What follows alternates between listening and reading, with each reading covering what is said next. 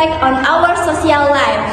That's right, Tasya. As we all know, e-money has become an integral part of daily life. From online shopping to paying for coffee, everything can be done with just a tap on your smartphone.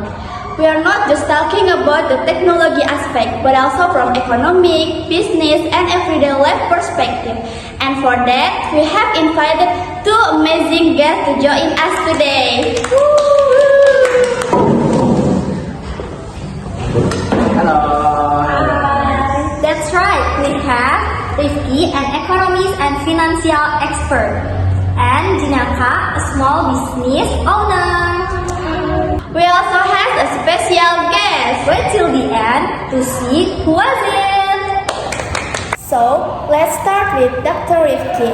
Doctor, can you explain a bit about how e-money has developed in Indonesia over the past few years? Okay, of course. The development of e-money in Indonesia has been quite rapid, especially in last 5 to 10 years. And this is driven by a high adoption of digital technology. And this is increasing smartphone usage. And because of that, this is change in consumer behavior that favor cashless transaction. And the government has also been pushing for a cashless society as a part of financial inclusion. Like we can take an example like OVO, GoPay, and Dana, ShopeePay, and it has becoming widely accepted across various segments of society. Do you think are any particular factors that have accelerated this adoption of e-money? Because of COVID-19. During the pandemic, people were forced to reduce the physical contact.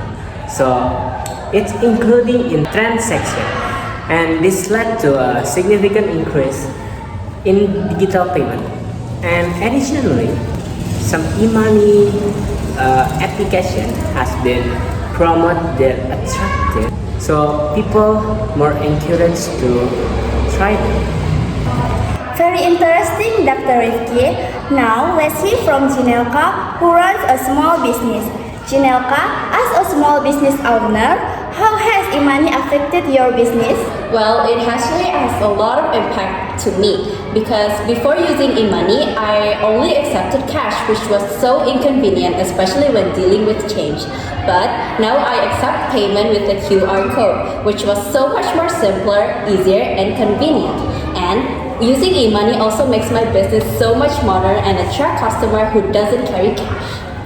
Have you faced any challenges since adopting of e-money? Yes, definitely at first I was a bit confused on how the system worked, especially when I'm trying to withdraw money and I don't really understand about the transaction fees. But once I got used to it, I actually find e-money so much more convenient than physical money. And I had some problems, especially with the customer and especially with the older one because they don't really understand on how to use the e-money at first. Dr. Rifki, back to you. In your opinion, what challenge remain in the development of e-money in Indonesia? So the challenge is quite a lot. One of the biggest is digital financial literacy, especially among the older generation and those who living in the small cities. There are also concerns about data security and privacy. And many people are still worried about the data theft or breaches of their personal information. Going forward, stricter regulation and broader education will be necessary to ensure that e-money is more widely accepted and trusted. Jinaka, as a small business owner, what are your opinion on the future of e-money? Well, I'm actually optimistic because e-money has helped a lot of small business like mine grow, especially in this digital area. With better knowledge, I believe other small businesses can also take advantages of e-money to expand their market. And our special guest is a beauty influencer named Natasha, who's an active user of e-money. Hello everyone, my name is Natasha Snafozia and I'm beauty influencer. Do you think there are any social impact from the widespread use of e-money user? Yes, and that's definitely. First, people are less likely to carry a cash, which means fewer physically interaction during transaction. On the flip side, there's also the feeling of overspending because you don't physically see the money leaving your wallet, so it requires to discipline in management finance.